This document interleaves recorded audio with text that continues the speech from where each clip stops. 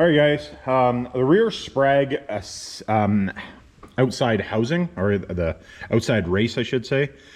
On these transmissions, well, all these transmissions, whether it's a 727, 518, a 46 RH, 47 RH, 48 RE, 47 RE, all of them, they have a problem with this outer Sprag housing moving. Now, you can buy bolt-in Sprags. Just at the moment, it was not an easy thing for me to get. And I know lots of guys that do it this way, so I'm gonna do it this way. So this one was actually loose in there. And what a lot of the guys do is, if you look, you can see where they staked it in there so it doesn't move. Now what I do is I take sleeve retaining compound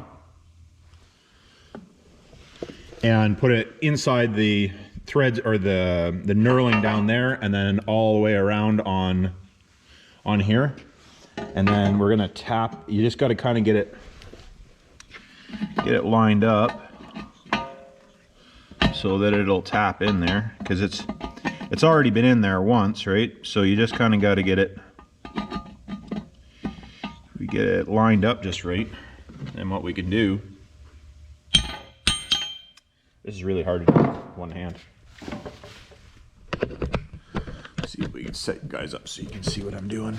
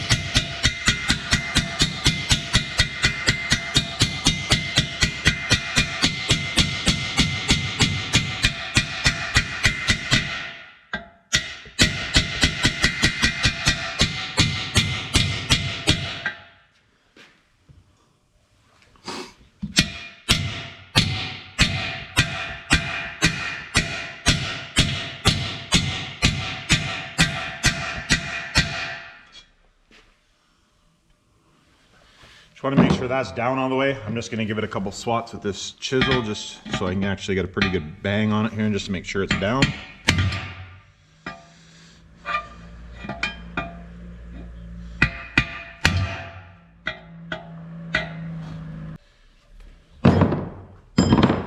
So that's all there is to that.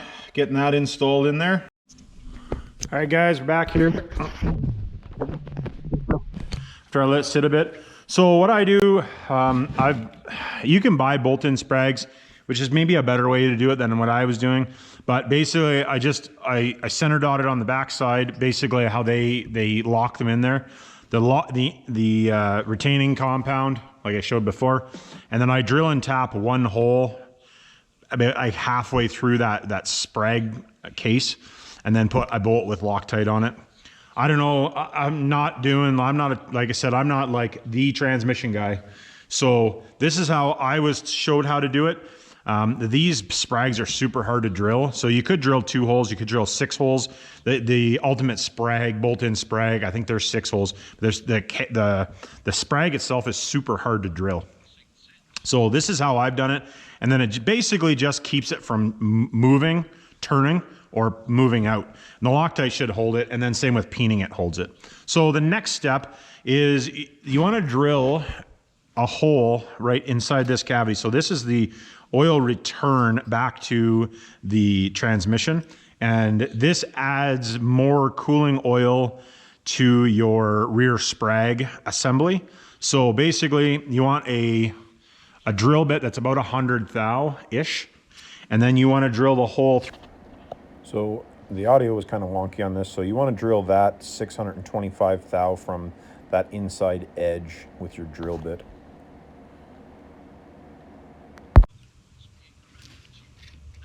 Just take that, and I just usually just run it back and forth. It basically just puts a little mark, and then you just run it right through there. You want to do this before you do your final clean, obviously, because if you you don't want to get metal in the transmission. You just go right in the middle of that cavity. like I said, at 3/4 of an inch.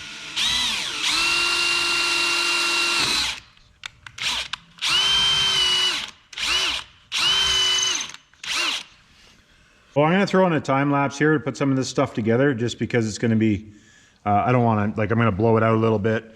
And most of this stuff is pretty straightforward. So I'll come back to you when I get to a spot where it's difficult or there's something that's funky. Anyways, what I'm going to do is I'm just going to give this a quick blow job, make sure there's no metal or anything like that. There's a couple little spots I just want to touch with some Scotch-Brite.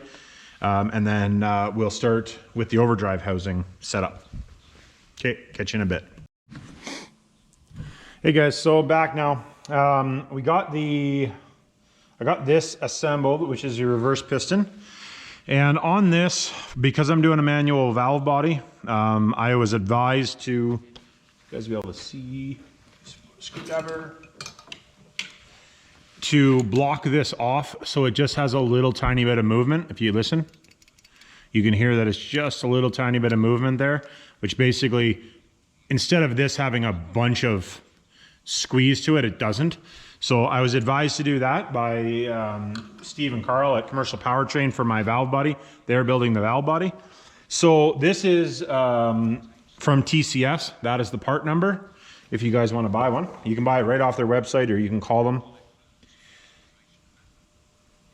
And it does, make sure you put your seal on the right way. The lip goes, wow, up or down, depending on which way you look at it.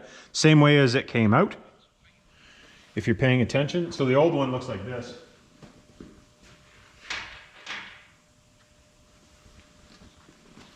It's just a cast piece, and then, you know, goes up and down. This one wore actually pretty good. You can see the wear on the side of the shaft there. Now, in this shaft, this one's made out of aluminum, this one's made out of steel. So, good upgrade. Now these seals, I don't know how much fun they're gonna be to stay in there, but I'm gonna throw that in a time lapse to do that, just so you guys don't have to watch me fight with it. And then the servo piston, which is for your front band. Here is the original. Here's the original. This is the one I'm replacing it with. I still have to put that spring in there, but this is what it's, so it's a much heavier duty. It has dual spring or dual piston seal here, and then also too inside here you see there's no seal or anything. This one actually has a bushing and an actual seal in it, so you can see the seal and the bushing inside there. So it's going to seal much better than the factory one did. And the Servo Piston Kit, that is the part number for that kit.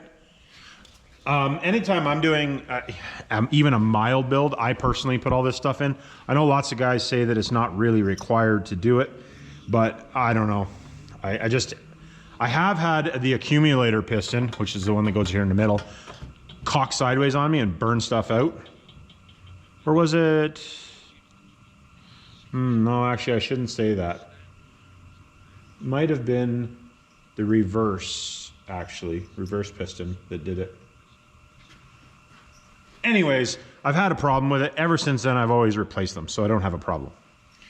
So, I'm gonna throw you guys in a time lapse. I'm gonna get them assembled. I'll curse and swear at them off camera, or kind of on camera, but off camera. As soon as I get those in. Oh, something else too. When you're putting this, where's our shaft here? This is the shaft that holds this lever in. There's new O-rings in your kit. You want to make sure you put your new O-rings on. And then I'm also, I always put silicone across the back of that, which I think everybody does. But put silicone, because otherwise in the back of the case where it protrudes, right here, actually isn't covered by anything. Like you can see the part line there.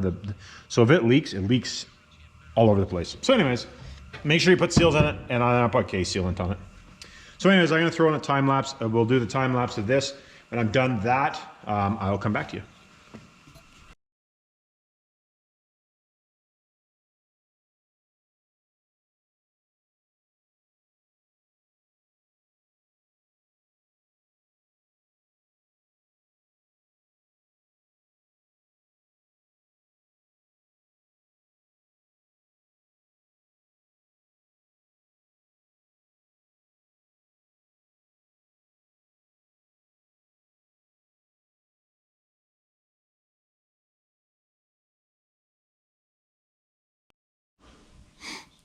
Okay guys, so I got that stuff in there. I put these rods back in, silicone that one in, and then the rear piston support, put a new one in. And then they actually have the same instructions or very similar instructions to drill in that hole and stuff. In these, when you're doing a 48, this support, what you want to do, it's actually a piston retainer, I don't know, it does a bunch of stuff. But there's 2 plugs that go in the back right there. You need to put those plugs in if you're doing a 47 or a 48, because there's no govern to go to it. If it's a 47, or if it's of an RH, sorry, if it's an RH model, you don't plug those holes up because it needs oil to flow through there for stuff to work properly. So, now that we got that, we quit talk about that. And putting these bolts in, obviously tight, and I put a drop of Loctite. Make sure there's no dirt on there. Now, overdrive unit. Now I've put the clutch kit in there that came with that kit that I was talking that I got. So it uses 7 clutch discs. You want to make sure you put your big thick plate at the bottom, not on the top, because if you do that, you do it wrong. And I've done it wrong. And so have lots of people. But I've been lucky, I've never actually run it like that. I've always had somebody help me check stuff before I screw stuff up.